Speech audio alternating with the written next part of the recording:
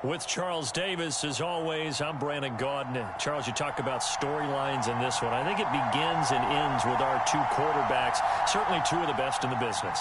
And nowadays, I don't think you can get by for long periods of time without a top-flight quarterback. The way the game is played, with all the responsibility he has and how the game flows through him, if he's not on the top of his game, your team's not going to benefit at all.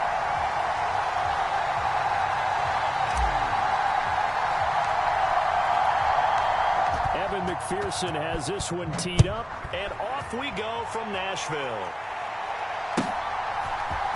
Out of the end zone comes Johnson. And that decision to bring it out ends up not being a good one. Costs him about 5 yards as he's tackled at the 20. Come on with it, man.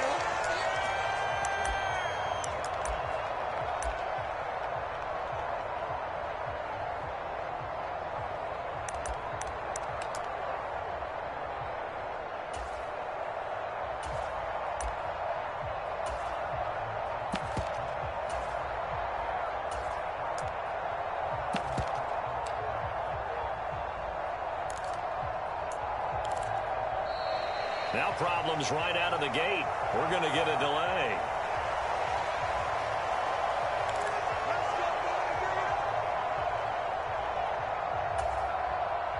Panther 60, Panther 60.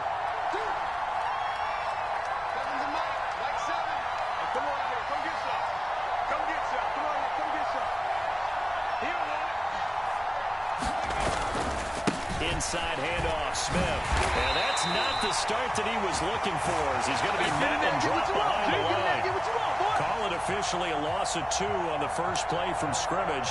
Second down. Sometimes you just sit back and marvel at what he can do defensively. Speed, strength, quickness, he's the whole package. And that package just wrapped up the runner for a loss. On 2nd and 12, Vick. Flush to his right. That's caught by his tight end, Dawson Knox. And way up past the 35 before he's taken down. That one a gain of 20 and a first down. Hey, Charles, did it seem like to you that maybe they were a little worried about his running prowess there? Because everybody kind of froze when he got outside the pocket, and they were able to throw it for the first down. Absolutely, and you work all week getting ready for a game, and you know that the potential is there for him to run it, but you better take care of those receivers downfield. They can hurt you first. 2 yards on the pickup there. It'll be 2nd and 8.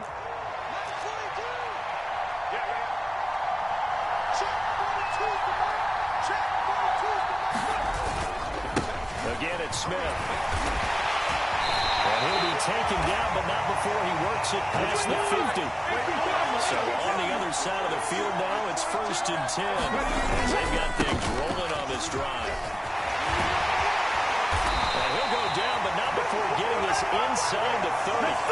Chewing up big yardage. Another nice gain there. This one goes for 20. So back-to-back big runs, picking apart this defense on the opening drive. I thought this was a passing league. I thought this was the era we were in where the ball was always in the air, right? They didn't get the memo. And they didn't get the memo, and I know this to be true. Offensive linemen still, to this day, they want to run the football. They want to fire out and hit people across the line of scrimmage, and they're clearing space. First down carry for Smith. And he gets forward up the middle, but only for a couple. It'll be 2nd down. They suspected it was a power play up the middle coming at them, and boy, were they right. That defense got downhill in a hurry and limited them to just a couple on first down.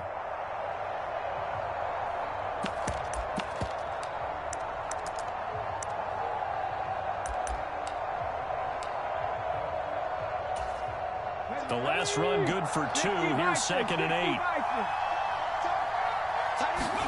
Off the play fake, Vick. And that one going to wind up incomplete. Nearly an interception in the end zone. Probably should have been. 3rd down coming up. Quarterbacking 101. Never force the ball into double coverage. Especially not this close to the goal line. The windows are so tight, you just don't want to force it in there because it could be tipped up and picked off. Vick with the incompletion there on 3rd down. That's a good job there creating the contact to force the incompletion. And now, since it's fourth down, that should set up a field goal situation. And a nice sigh of relief defensively to be able to hold them to 3.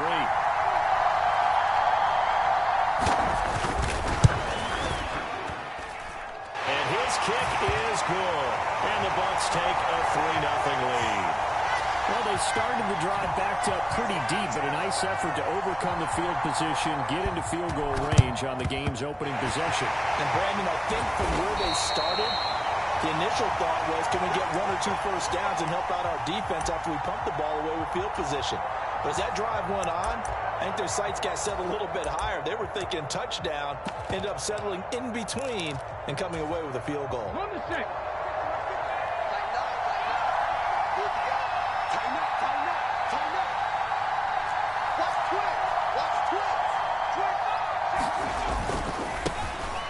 First and 10, it's Robinson. And some room to roam now. Touchdown! Brian Robinson Jr. 43 yards. And his guys have taken the lead. Earlier in the week when they had their scouting report meeting, this was the explosiveness that they talked about trying to contain. They were concerned about it all week, yet he still did it to them. Wonder how that's going to carry over the rest of the game.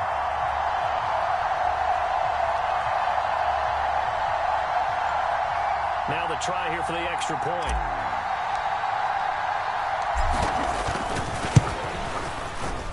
He's got it. They'll see that opening drive field goal and raise it a touchdown, and that makes it 7-3.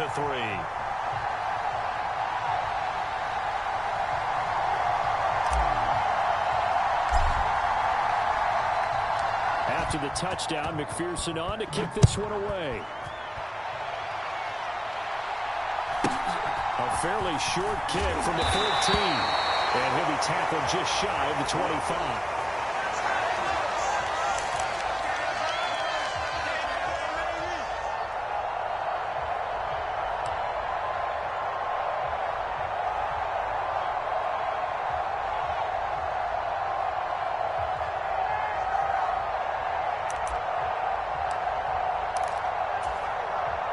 The Bucs offense set to begin their next possession.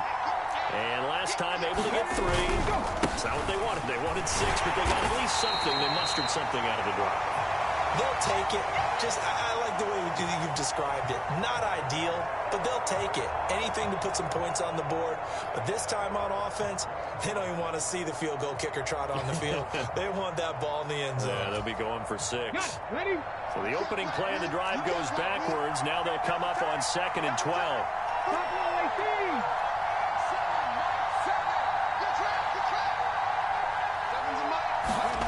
Here's Michael Vick. Trying to lay one up deep. And on the left sideline, he caught it, but out of bounds, according to the head linesman. Incomplete. So the ball a little late getting there, and it's 3rd down.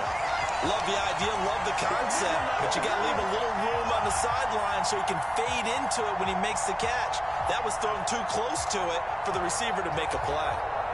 An incomplete pass on that last play, and that means they'll need to come up with something here on 3rd down.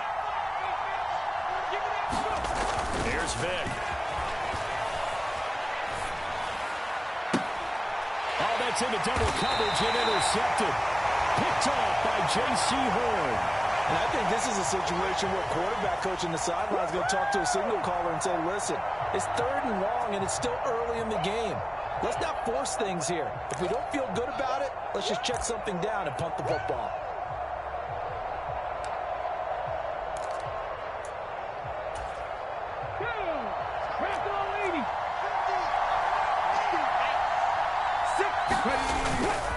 Robinson up the middle.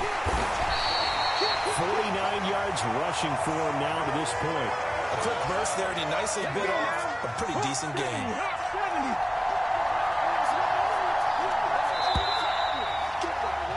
After 7-3 the score on EA Sports.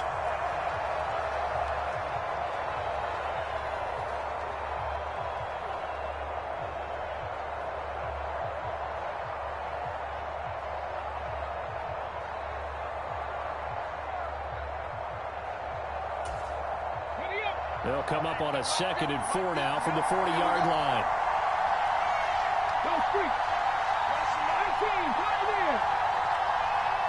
They just do get the playoff as he'll look to throw. And that'll fall incomplete. He was hit just as he let that go. And now it's third down. I certainly thought he had an open look beyond the first down marker to his receiver, but they just couldn't connect, and that will send them back to the drawing board.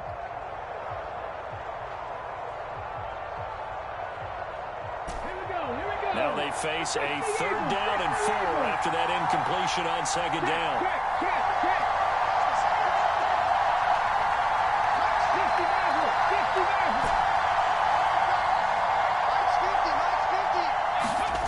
Back to throw. Henry. Well, this pass broken up. Excellent coverage there on third down, as that was not an easy one to hold on to. My first thought is surprise, because that's one of the better tight ends around, and I've seen him pull in balls like this before. But how about a little credit to the defense forcing that incompletion?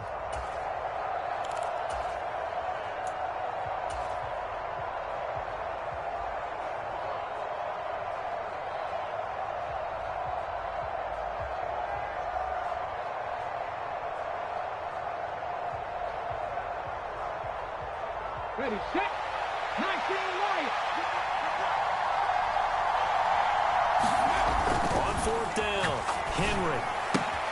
He's got it complete to Gronkowski. And he is out of bounds right around the 10-yard line. Wow, first and goal, and defensively all they can do is shake their heads. Not only did they allow the conversion, but a big play as well. Well, so often now we're praising tight ends for their nimbleness and how they catch the ball downfield. But occasionally we get a reminder that tight ends, they've got that tough guy aspect too. How about him catching that short one there, shaking off tacklers, and turning that into an expansive gain downfield. Escaping the pressure right. This is caught. Touchdown! Marvin Harrison from 10 yards out. As his guys are able to extend their lead. He was on point throwing the ball right there. He had the big play to get him down close, and then he delivers a touchdown pass on first and goal. And you mentioned the big play that got him down close. I think that big play left him reeling a little bit. They didn't recover from it. And you know, they always talk about having to have a short memory on defense after a big play against you. Looks like their memory was a little too long there. The extra point splits the uprights, and that pushes the lead up to 11. After the touchdown, McPherson on to kick this one away. From the 6. And he'll get it up across the 20 to the 21-yard line.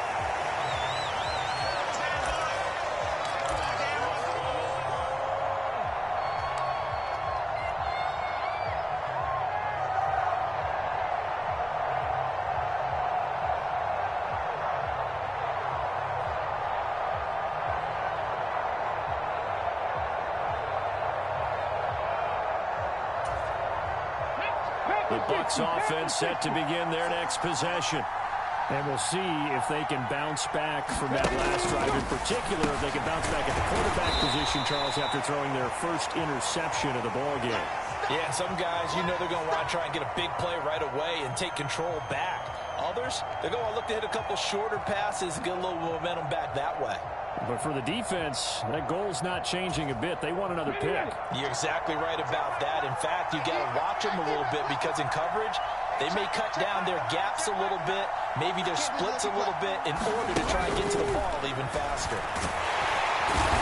He cannot get away. Down goes Vic. No surprise there. Chase Young wrecks that play with a sack. And every game we talk about what are going to be the keys as we go into it. Maybe that's a key for their defense today.